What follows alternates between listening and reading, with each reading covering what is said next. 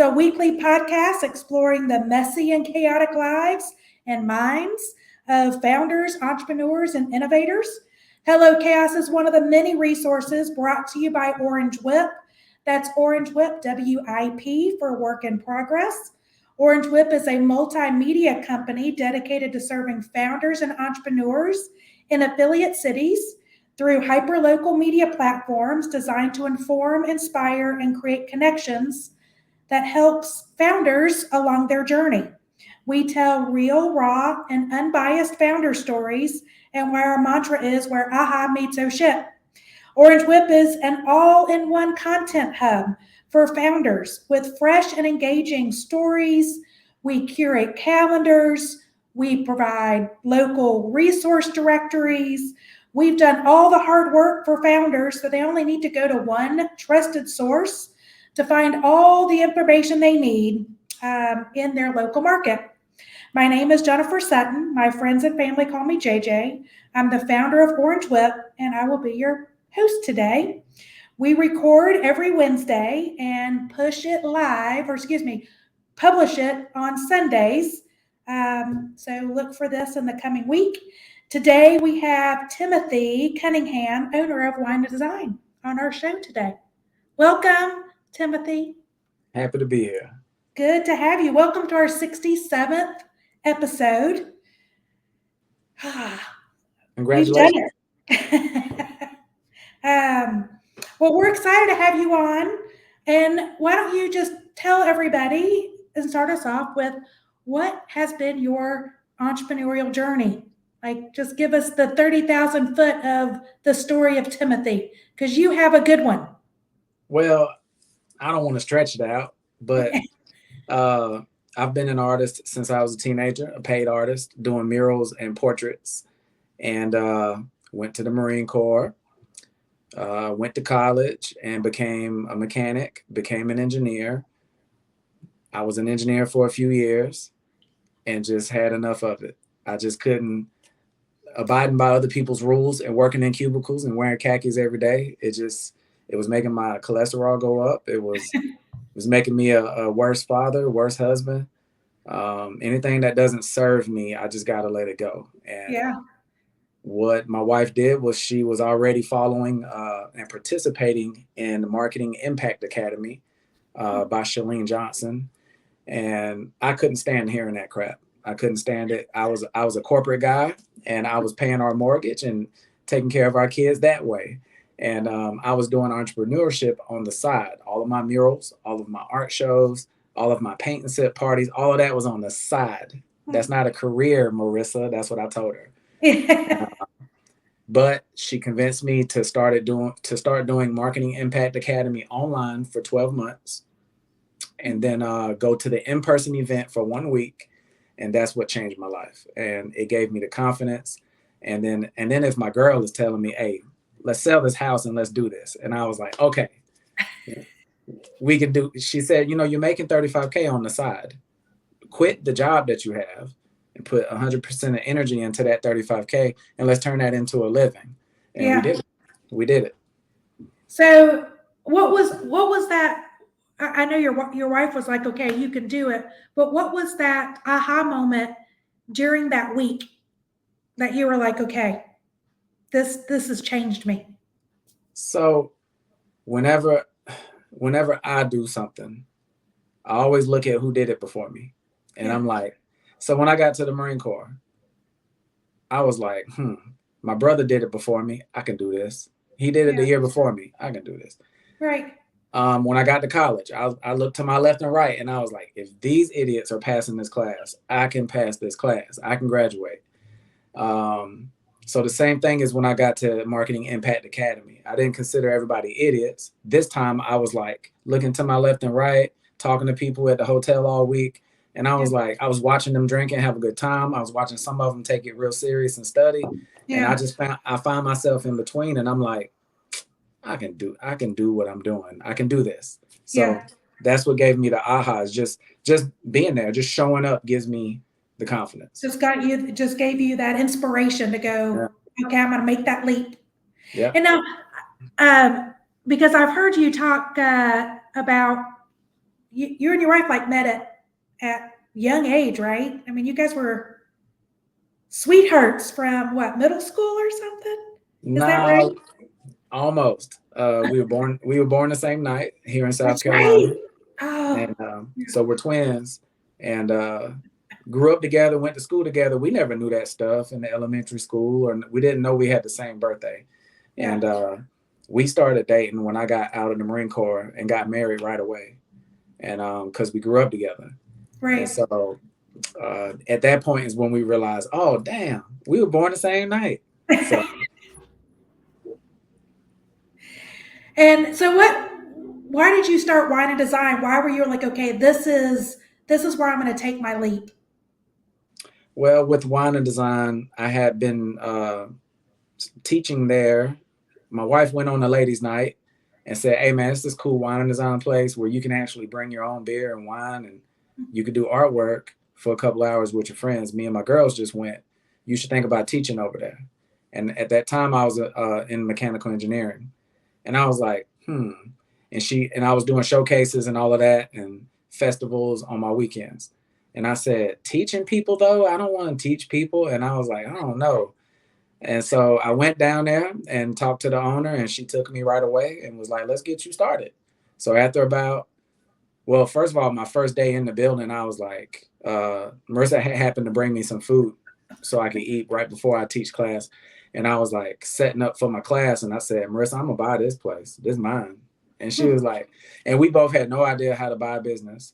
The owner had no idea how to sell a business. And so we went to San Diego for 4 years. We left wine and design behind.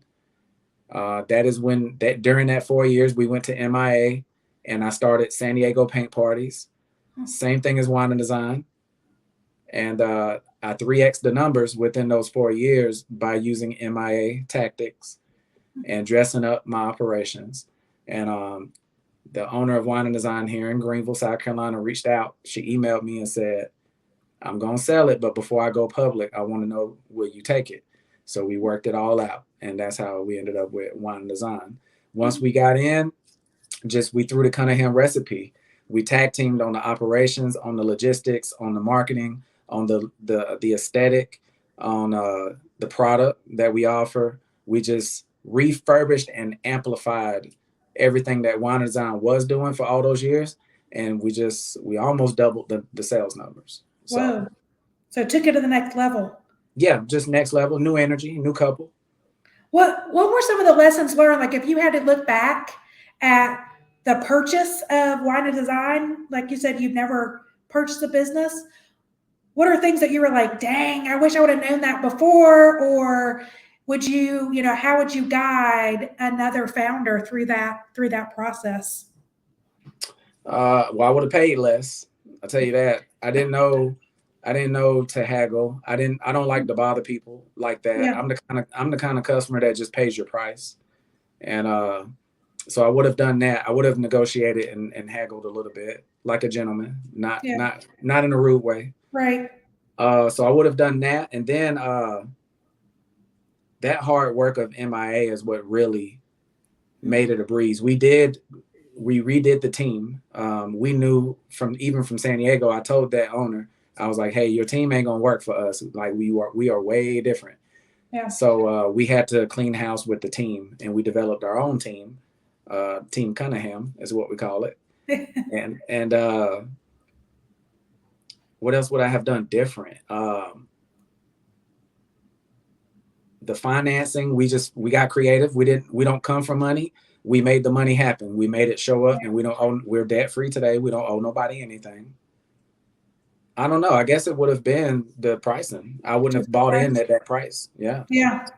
Just kind of walk them through. What's been, so you said you kind of came in, we're like, okay, we've got our own way of developing the team. This team isn't going to be it. What were those identifiers that you were like, this is not going to work? How did you know that those people were not Team Cunningham? We kept three of them. Uh, I knew it just from looking. I kept close contact on Instagram and Facebook with the wine and design studio the whole time I was in San Diego. I've always loved that studio and I wanted it to be mine. So I kept close contact with it. Um, I just know what I look for in artists and what they kept hiring. It's just they weren't natural artists. They weren't struggling artists. I like to have those struggling people because those are the ones that's going to show up every time. They won't skip a day. They won't call out or sub out work. Little hungry. Yeah, they're hungry. Yeah. They kind of don't have no choice but to go to work. Right. And they love it. That feeling inside when you're an artist and you get to work in an art studio, that's not often. These art museums and galleries, they're not just hiring artists, Right. but a place like Wine Design, you get to drink on the job, you get to work with the customer, you get to network your brand. So if you're a muralist, you need to be marketing that while you're in front of these 50 people that we have. Right. Um, and you get to teach these people while they're sipping wine and stuff and having a birthday or a bachelorette. You get to teach them the stuff that we grew up all giddy about, which was doing artwork and showing it off to people. So uh, that was what I knew that I looked for in every person. And so once we got to Greenville and we sat with the team, uh, we just we worked with them for about 30 days and started to pick off the ones and had individual meetings with them to let them go, let them know to just if they can get on board with what we got moving forward, come holler at us some other time, but they are not fitting the mold of what we want. So Right. So it wasn't nothing harsh. yeah. So you're not only serving kind of the customers coming in, but it almost sounds like you're developing a culture and um, a home for artists, That's right. That's right. It's a um, platform. a platform for them. Are they all contractors, or are they employees that come in and they're like dedicated just to you, or is it a blend? They all sign in as we're the only employees, and they all Okay. sign on to the team as contractors. So they're all 1099, Yeah. and they sign an artist agreement created by the franchise legal team, and then they sign, of course, their 1099. I mean, their W-9. Um, then they sign a franchise disclosure agreement. You know, the yada yada about don't tell our business. Right. Um, but yeah, we treat them fully like 1099s. They pick their schedule. They tell us on the 15th, which is coming up, what they're going to work in October. I Okay. have I have classes 7 days a week, multiple times a day. I need this work done. So you're my plumbers and you're my electricians. Right.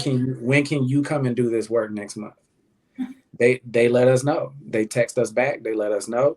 Uh, at that moment, that job belongs to them. If you picked 9 jobs that you're going to come do next month, it belongs to you. Uh, Okay. you mess that up, I'll find another plumber. That's the Right. way. That's the way I teach them. So Okay. I'm giving you guys visibility in the community. We have 188 people per week that come in our building. I'm giving you visibility so you can build your brand, and I'm paying you for your time. So Right. don't mess this up. Let's do Right. this. Like you said, it's a platform. Yeah. Yeah. So working with, I'm assuming your wife is in the business with you, right? I mean, you guys Yeah. are, yeah. So is she also coming from like an engineer type of mindset, or is she a different personality type? We're twins, but we're nothing alike. Nothing alike. She's a fitness and wellness professional, and she's a model. So she makes more of a living doing her modeling than she does fitness. And her Okay. modeling is commercials like Bojangles, UPS, Lenovo commercials, all your local modeling agency jobs. Okay. Um, so she does that in her fitness company. So she does, I guess you can call it boot camps. Yeah. So uh, with the way she approaches the team, she's the COO at Wine and Design, and she has 2 businesses, Wine and Design and her wellness company. Right. She approaches Wine and Design as a COO, which she handles all of the operations, all of the verbiage, all of the logistics, new product launches, and she handles the artist in terms of scheduling. Oh. So yeah. And then what? How do you split up your role with hers? Or you're So I so play. Yeah, I play the CEO role. Yeah. I'm constantly looking at forecasting. I'm looking at cost of goods. I'm looking at P&Ls. We're opening a second location in Spartanburg this week, so I'm the spearhead on that. And then I look back and I give her the game plan, and Okay. she executes it with the team. Yeah, So you're doing more of the visionary stuff of this is what yeah, the brand should be, and she kind of comes in and executes. yeah. I do all the risk taking and all the and, and any of the leadership with the artist because I am an artist. Right. So um, I've done their job. So she lets me handle them with the leadership. So Okay. I build those guys up to be the best they can be, and then I do all the risk taking. I do all the handshaking and networking. How's that working? It works. It It works. works. Right now, I'm spread thin with opening the Spartanburg location. So we're just dealing with all the insurance and leasing and hiring. And that's another thing she plays. It's 50-50 when we hire people because Okay. I, I need a woman's mindset and I need a second mindset, period. But I need a woman's way because I'm the dude and I need to know what do you feel about this person and what red flags and green flags did you get before I ask them to come for a second meeting. Hmm. So I make Do you, sure she sits. do you guys come at it from different, when you said, kind of that a gender perspective, and then is she looking at it from a, I've got to manage these people perspective too? Yeah, yeah, How because does we're she looking look at at it differently in hiring than you do? uh I look at I'm very aware if somebody's doing something for the check or if they have a passion. Hmm. That's an easy one for me. I can see right through that part. And I'm okay. I used to be okay with hiring the ones that's just coming for a check. Um, but their morale to do what the studio needs eventually goes away in about 6 months. So Yeah. I've turned to we will go through a drought of artists and stay with the few that we have. And I'll step in and teach and fill in the blanks until we find more passionate ones. Yeah. We've made those mistakes of hiring people who admit it at the interview they're just looking for extra income. Hmm. So money is only gonna be a morale driver for a few months. It goes Yeah. away That's right. once they get used to that extra money that they came for. They start to take advantage of it. So Yeah. I feel you. We feel that in our industry too. Of yeah, um, it's I don't know what it is. It's like an entitlement, but it is like a light switch it of, is. and we can feel it within 30 days, Yeah. real quickly. Of they're just here putting in the motion. They're not here to really help drive the Hmm. business, Yeah. and that's interesting. So is your location in Spartan also going to be a part of the franchise, or are you going? You know what? I'm going to create my own brand, or is it still a part of the franchise umbrella? I guess. Yeah. It is. We can't compete with the franchise anyway. Even if I was to sell both of them, I think our non compete is about 3 to 5 years. So Whoa. if I opened another art studio, which I can, Yeah. um, I'd have to not offer that same product. And if I offered it, it would have to be in a way different way. Okay. So, but I have no problem of staying with this franchise. It's a low royalty fee. Hmm. Um, Very high support when it comes to logistics, business development. Because some people join this franchise and they didn't go through MIA like we did. Right. They didn't. They came straight out of retirement, used their 401k to buy a small business sometimes. So and they're not an artist. Hmm. So um, the company is headquartered out of Raleigh. They got 70 Okay. studios now. Greenville was number 9, and they got just the most support you can get. Wow. I would guess McDonald's or somebody has more, but and that's another thing. We don't have to wear uniforms and have our bathrooms the same color as every McDonald's around the world. Like Yeah. we have room for creativity. So each owner can run their studio and offer any product they want to offer as long as they just get it approved by the corporate office, which they are not going to fight you if you're making money and if you're Right. making the company look good. Um, That's great. I was always curious about that. And then, so you did the MIA, which is the Marketing Institute Academy Impact Academy, or Impact Academy, and then I met you through the the Chamber statewide program for the MBA. Business Accelerator here in Greenville.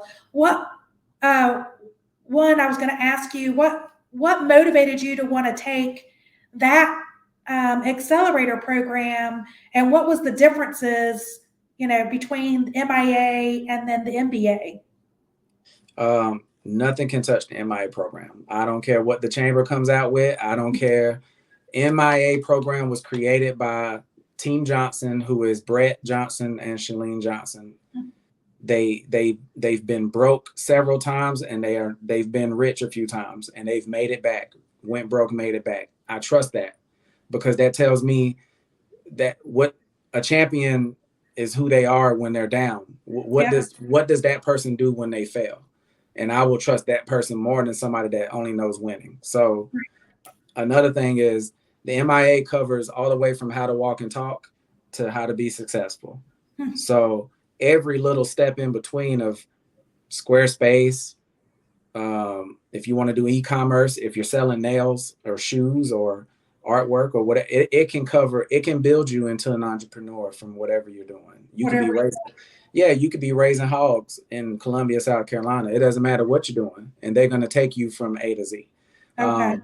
The chamber program, first of all, you got to be making a certain amount of money. Your business has to be open for at least 4 years to even get into the program. So there's some standards you already got to meet, and they take you to a next level of thinking like a CEO. Yeah. Yeah. MIA takes you from a nobody beyond CEO. So, Yeah. but we chose to do MBA because we got Wine and Design Greenville going. We had a big ego because we almost doubled the previous team's numbers. Right. And the purchase went real nasty right after the closing of the purchase. Really? So we Right. had. Why did it go nasty? Oh, I'm gonna tell you. So we had a lot of pride in those numbers that we were creating, because we were told that we were gonna run the place into the ground by the previous team, right? Wow. So then we bought Anderson. Anderson came and sat with us at the studio and said, I suck at this. I'd rather do an art studio in a different way. And would you guys buy it for $15,000? And I was like, yeah, like $15,000. I get to have a second studio location, put my own team in there, and run the same recipe. I was like, yeah, easy. Yeah. We didn't research his market. We didn't research any actual foot traffic locations. What the market tendency is. What do they spend on? We didn't sit with the chamber and plug in any metrics and find out anything about what we knew about our customer. And So Greenville versus Anderson, just a county away, and we how didn't different do it. it is. Man, it is like Erie, Indiana, and Anderson. They do not take kindly to outsiders bringing businesses down there. If you bring a brewery down there, you might want to have somebody from Anderson represent that brewery. You know what I mean? Yeah. So we took that one, and we made all those numbers, and we pushed through COVID, all of that. And it was off of being hard-headed that previous team was wrong about what they said and the things they did. So we were like, okay, now we have the mistakes we made in Anderson. We've made mistakes with our fitness business and our art business in San Diego before. Let's just take all of this and let's run into Spartanburg the correct way. And that's just what we're doing, and it's working out. So, lessons learned before you went to Spartanburg. Did you sit down with the chamber? Yeah, we sat with them several times, and we pulled several reports. And pretty fascinating that they can take 12 years of data from Greenville, from the Greenville studio, and our market is, this demographic of women. They make this much money. They're from these zip codes, yada yada. They can take all of this from 12 years and plug it into Spartanburg's database, and they can pinpoint on a map exactly where those women are based on their cell phone data. Yeah. And they can tell you where you should put your next studio in Spartanburg. And it was Westgate versus Hillcrest. Westgate gets Westgate gets ratchet and they start fighting at nighttime, so let's not do that. But Hillcrest is kind of like Soccer Mom Yeah. town. I was like, okay. And so we ended up putting a studio location in between Fresh Market, Publix, and all, where all the soccer moms are at. So we were like, Right. this is perfect. And our foot traffic is there. They spend a good average amount of 3 hours in that shopping center, in that area. 3.2 million of them per year. We know all of our numbers. I'm a numbers person. Yeah. Data-driven decisions. It's amazing. Yeah, that helped. Instead of buying Anderson, we were able, what we gained from Anderson is we still have that license, that territory. We just moved it over to Spartanburg. We told the corporate office the whole plan. They were in full support, and let's build this up and let's do it the right way. We went on the news yesterday. We got another news appointment next week. We've got a lot of promotion coming up with radio, podcasting, magazines, newspapers. We're doing that. We didn't do that for Anderson. We just went Yeah. down there.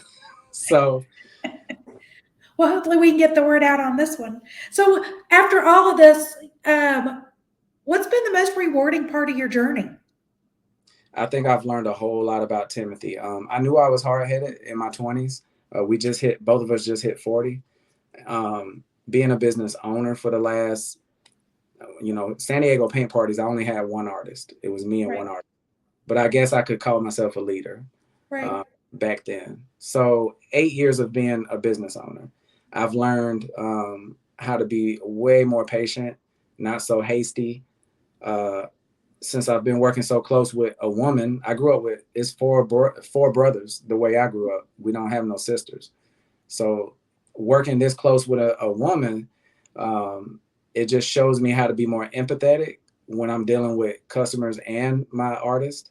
Also, just the patience I learned from dealing with customers and artists, also, and landlords and bankers and things like that. It just teaches me how I've learned how to just be a better Timothy with how I maneuver anything. So Yeah. anything I do now is not so hasty and young minded. That's interesting. So, what has surprised you the most? Whether it's about yourself or just being a business owner in general. I didn't know.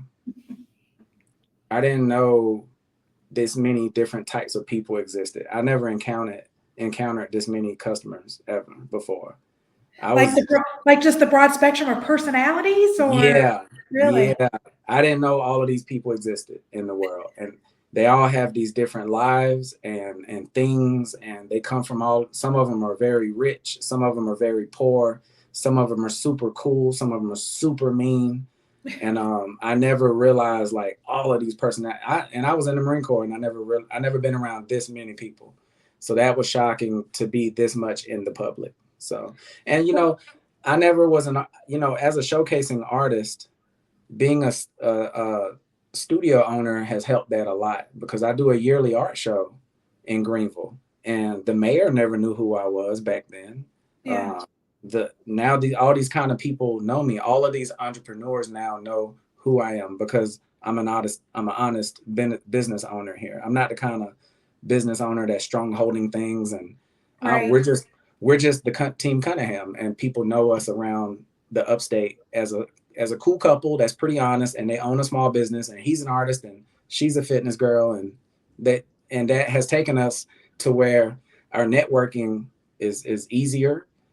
People trust us, and the networking has expanded. Like I said, the Spartanburg mayor called me when he realized we were coming to Spartanburg. That's never happened when I was just a showcasing artist. So Yeah.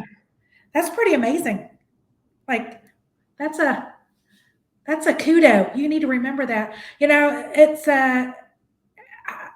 I can relate to that a little bit of it's interesting when you go from being like a solopreneur kind of doing your thing in an isolation, but then you start being a what I call an economic contributor of you're hiring people, you're leasing buildings, you're investing in the community, you're actually contributing to that local economy. And it puts you at a different um, level, and people relate to you in a different way.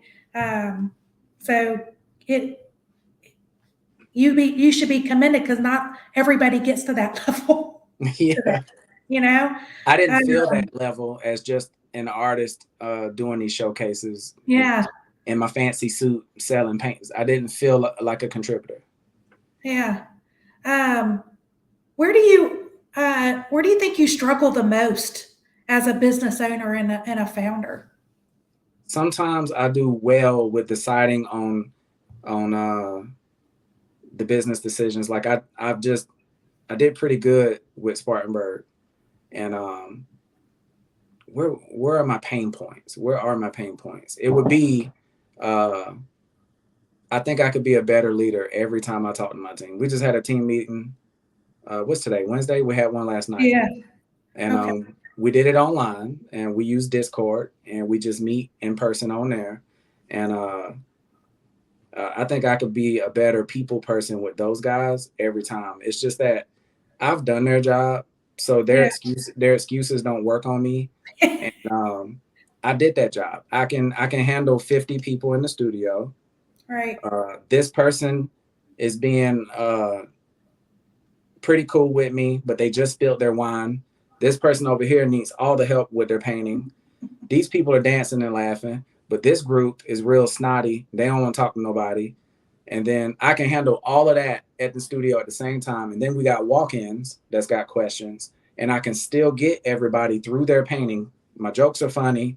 Everybody's cool, even the snotty ones. I can do that job and clean up the messes and have the studio ready for whoever's next, whatever artist is going to teach next.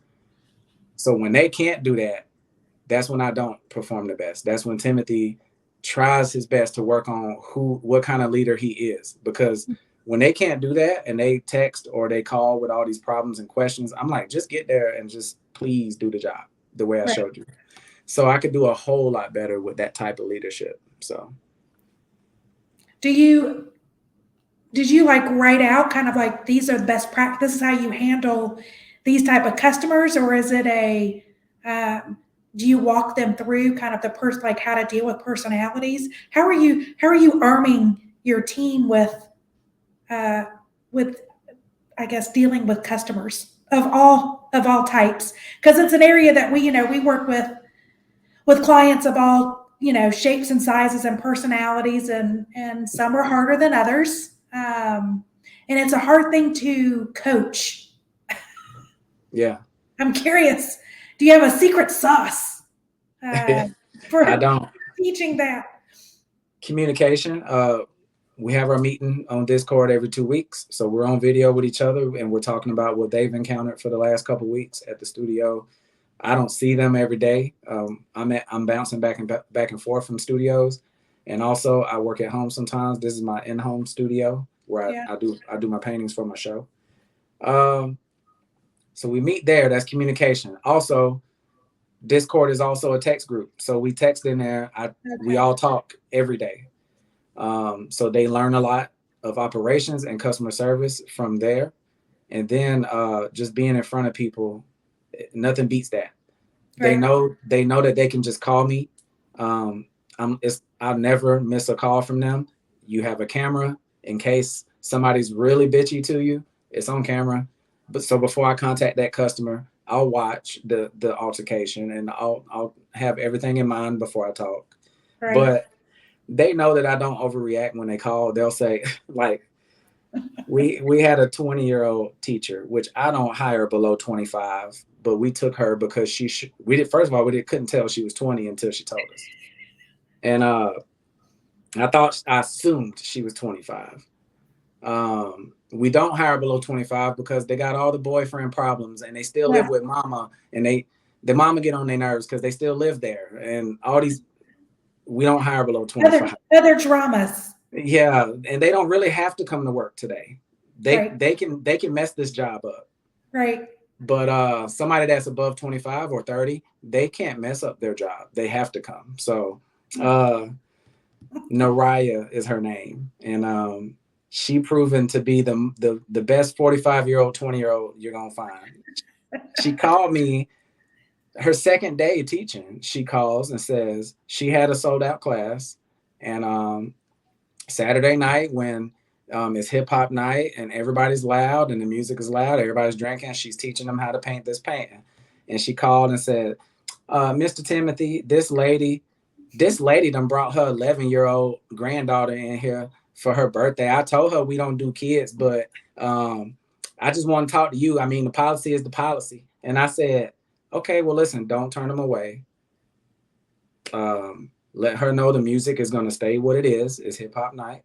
Yeah. So it's adult, and we give adult experiences. Put them as far away in the corner." I said, "Do you have any space?" And she was like, "Yeah." Put them in the corner as if they're in timeout almost, and let them have a good time, and make sure you go pay some attention to them once in a while. Um, and tell her, do not do this again. We don't, it's 18 and up at Wine and Design. And she was like, she just starts telling the lady, she had me on speakerphone the whole time. And I was like, "Oh Lord, you done said this lady brought her, you done did all that in front of her." I was like, and I said, "Well, you know, she had been working at Walmart on White Horse Road, so she deals with some crazy customers. So Yeah.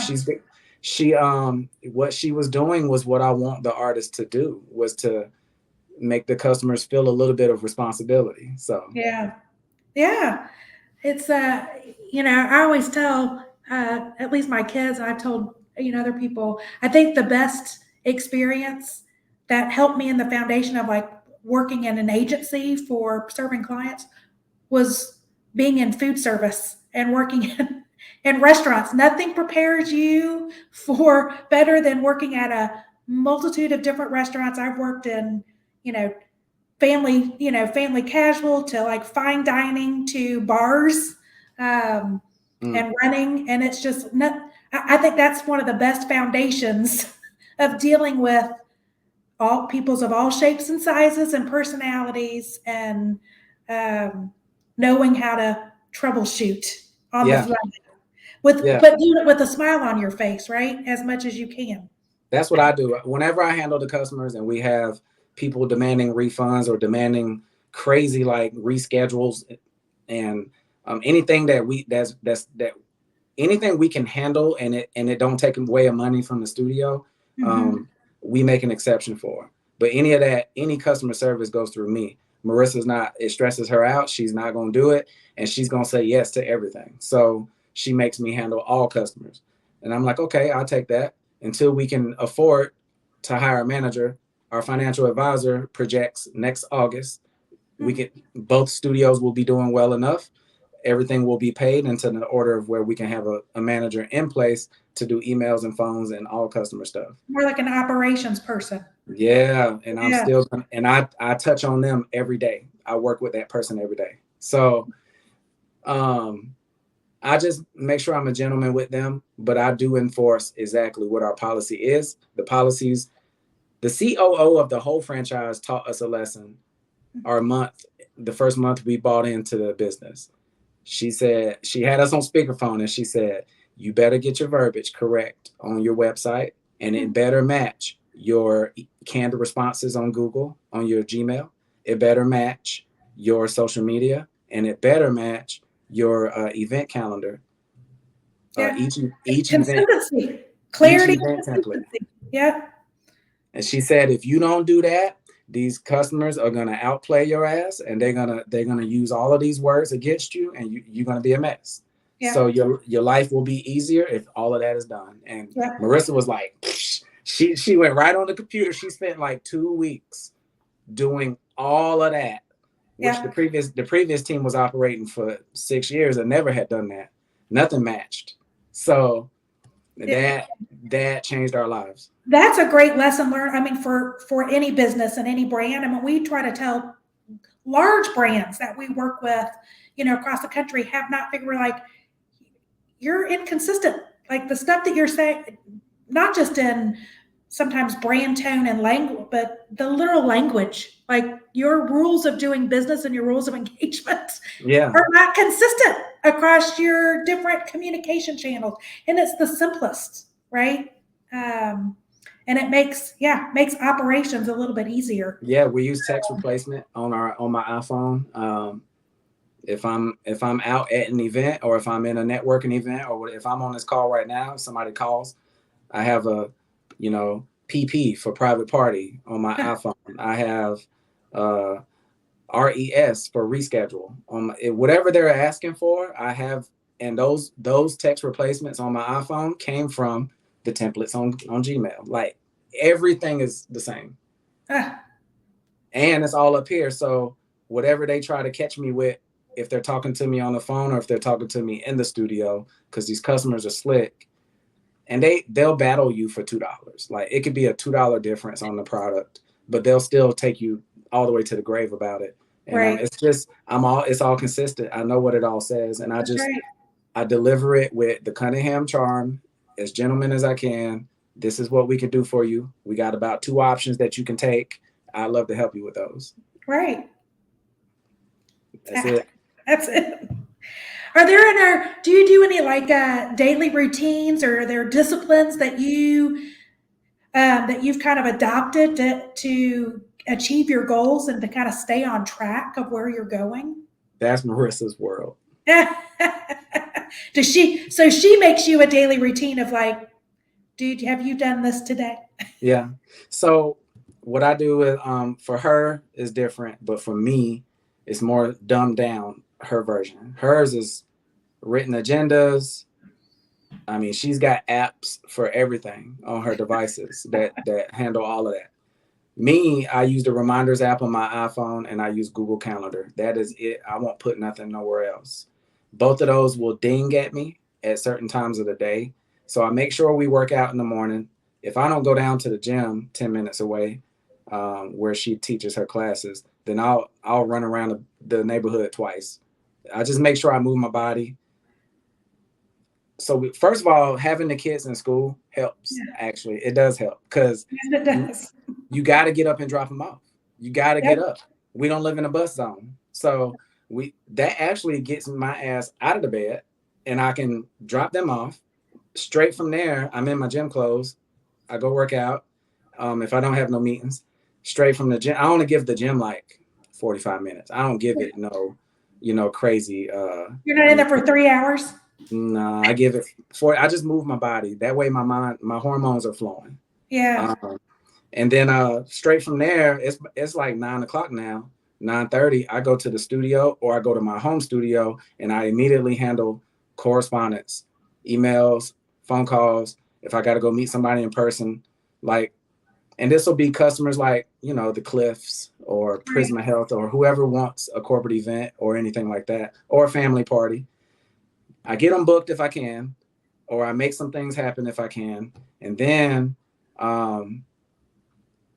pick up the kids at 3:00, which she just stepped out to do. And when I get back with those guys, I make sure homework, yada yada, and then I'll do a couple more things before dinner. Like it might be a little bit of marketing, some of the posting on Visit Greenville, or posting on Google, stuff like that. Yeah. That's my day. I'm the same way of like I have to take my kids to school. It's my way of making sure I'm in the office at 8. See, it works. And I got my morning routine. I need to have the quiet thinking time, mentally preparing for the day. That's right. So looking ahead, 1 to 2 years from now, I mean, you're going to open up the Spartanburg. You're going to a year from now, you'll get an ops manager. Is there like a goal for you guys of, hey, we want to have this many locations in this many years, or what do you see like a year or 2 from now? What does your business look like?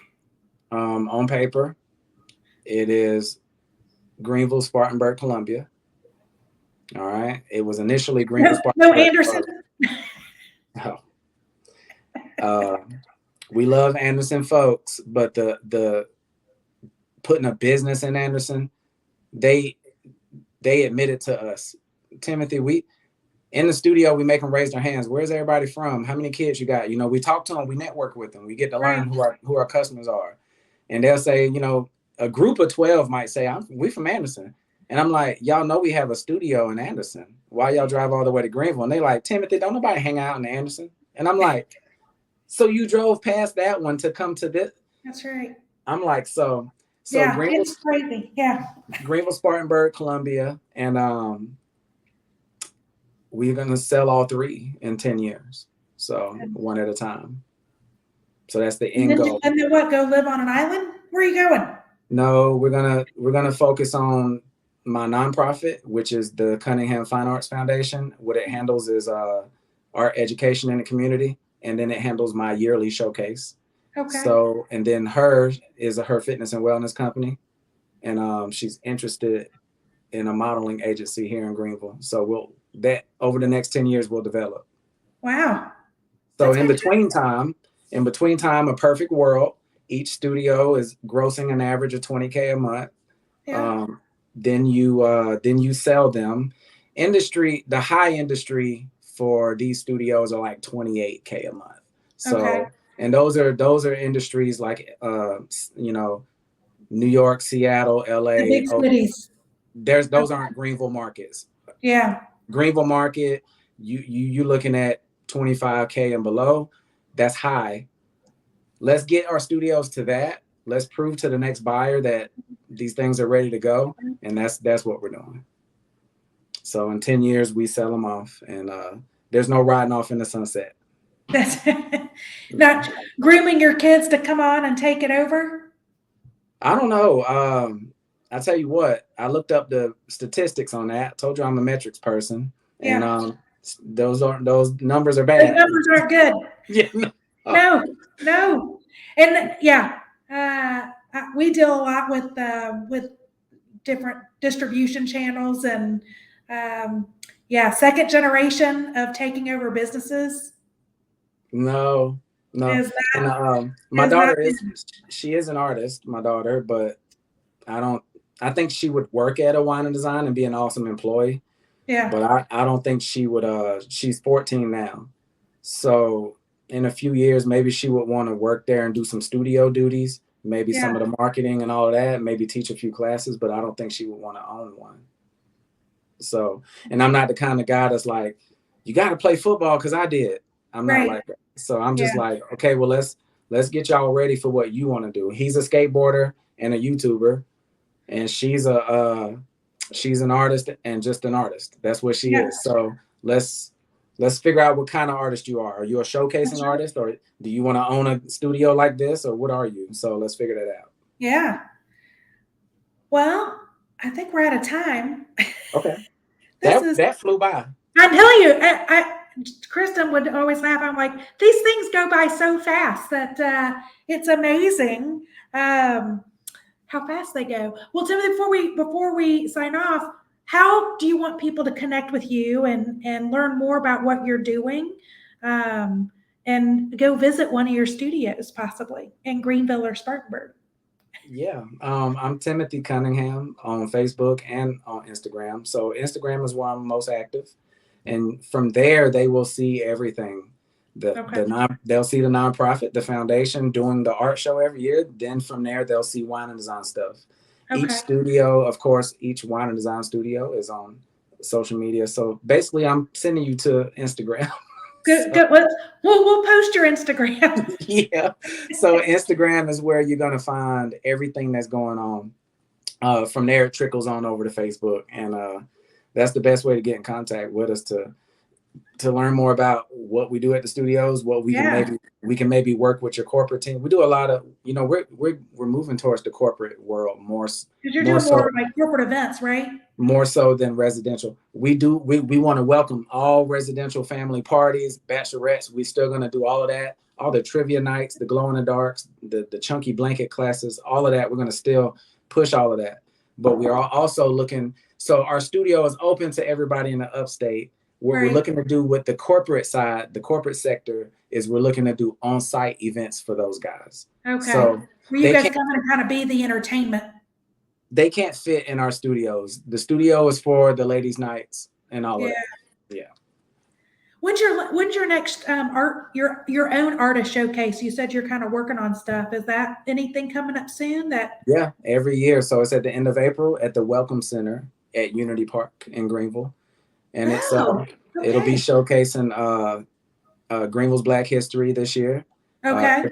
Every year we're going to grow it into different genres, I guess niches is what you can call it. Greenville's Black history again, and what we're doing is showcasing not superhero stuff like Jesse Jackson type history. We're showcasing your school teachers, your nurses, your cops, your Black business owners, and we're looking at stories of resilience and how did the white community help these guys out with getting these things done. How did they help the first Black business owner on Greenville? What exactly? Who played a part in that? Because he couldn't have done it on his own. Right. Who helped him get his shop on Main Street? So those types of stories. And what we do is we have actors come out and reenact the artwork for you at the show. That way you don't miss a beat. It's not Timothy out there with a suit trying to explain the artwork like an artist, like a boring guy. Right. Well, we have these actors come out there and put their heart and soul into reenacting the stories. So it's pretty. And that's at the Welcome Center at Unity Park, downtown Greenville. Yeah, it's indoor. And that's a great location to have that. Man, it's a location.